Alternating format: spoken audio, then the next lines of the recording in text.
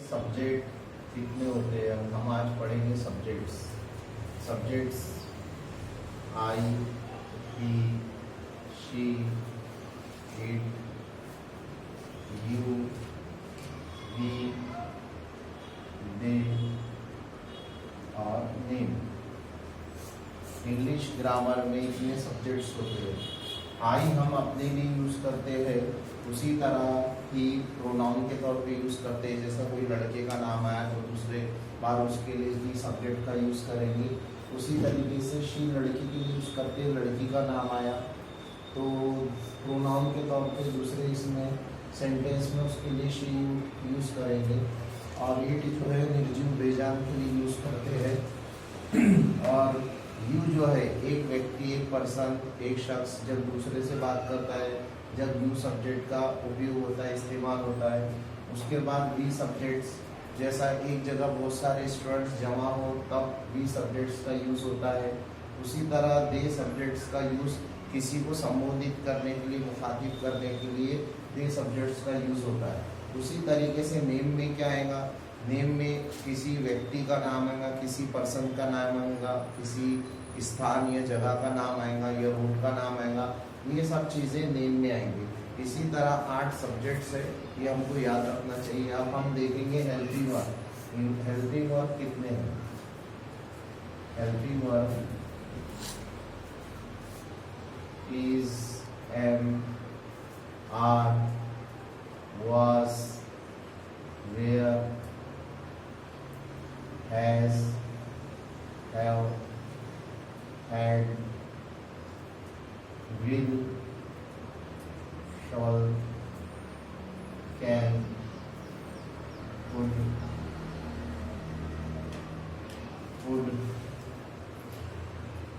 should,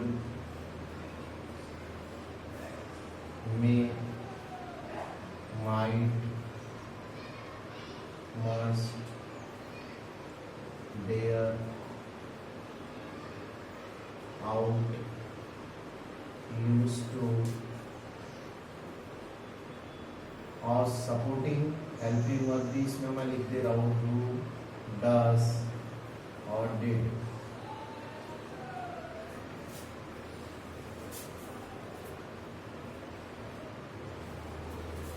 अब हम देखेंगे हेल्पिंग वर्ब्स में अलग अलग ग्रुप्स है।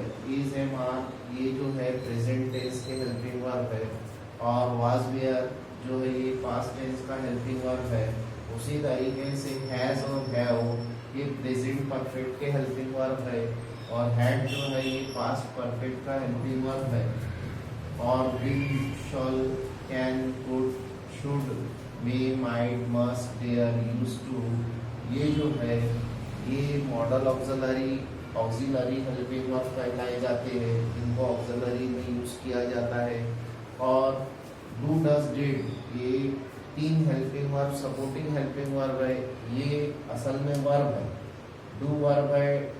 जैसा डू का प्रेजेंट टेंस डू होगा, उसके बाद पास्ट टेंस डिड होगा और V3 फॉर्म डन होगा।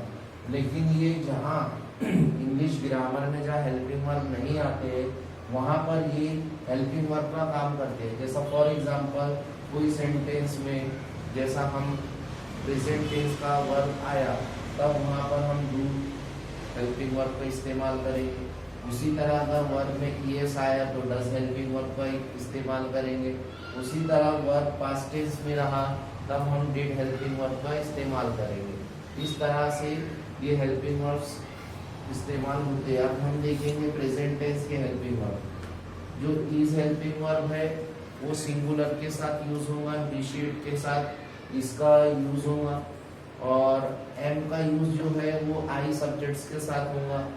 आर का यूज, आर हेल्पिंग वर्ब का यूज दे, यू और वी सब्जेक्ट्स के साथ यूज होगा। उसी तरह वाज जो है वो सिंगुलर के साथ यूज होगा, आई वाज होगा, he was, she was, it was. और वेयर का यूज जो होगा वो एक से ज्यादा के लिए यूज होगा। यू के साथ वेयर आएगा, you were, we were, they where.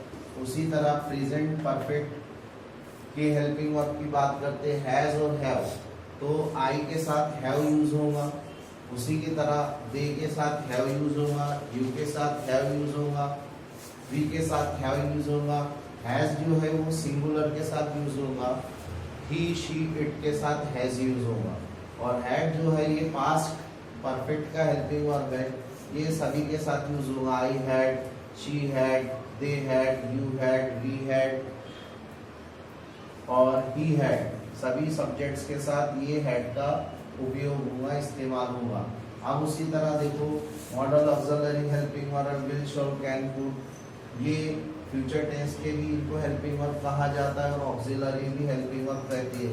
इनका भी यूज सभी सब्जेक्ट्स के साथ इस्तेमाल होता है। सिर्फ हमको दो जगह याद रखना है, जैसा आई और वी के साथ। आई और वी सब्जेक्ट्स के साथ हमेशा शॉल यूज होता है। उसी तरह यू, ही, शी और दे सब्जेक्ट्स के साथ विल यूज होता है। अब इंग्लिश ग्रामर में सिर्फ शॉल और वी का ये इंटरचेंज होगा, आई शॉल, वी शॉल, इसका यूज होगा। उसी तरह you will, he will, she will, they will. अगर हम इसको आई के साथ विल लगा के लिखते तो ये इंग्लिश ग्रामर के रूल के हिसाब से सेंटेंस गलत हो जाएगा। इसीलिए हमको हमेशा शल और विल में ये देखना पड़ेगा कि सब्जेक्ट्स कौन सा है। अगर आई और वी सब्जेक्ट्स आए तो उसके साथ शल यूज करेंगे। उसी तरह से विल जब हेल्पिंग वर्ब आए तो उनके साथ यू, ही, शी और दे सब्जेक्ट्स यूज करेंगे।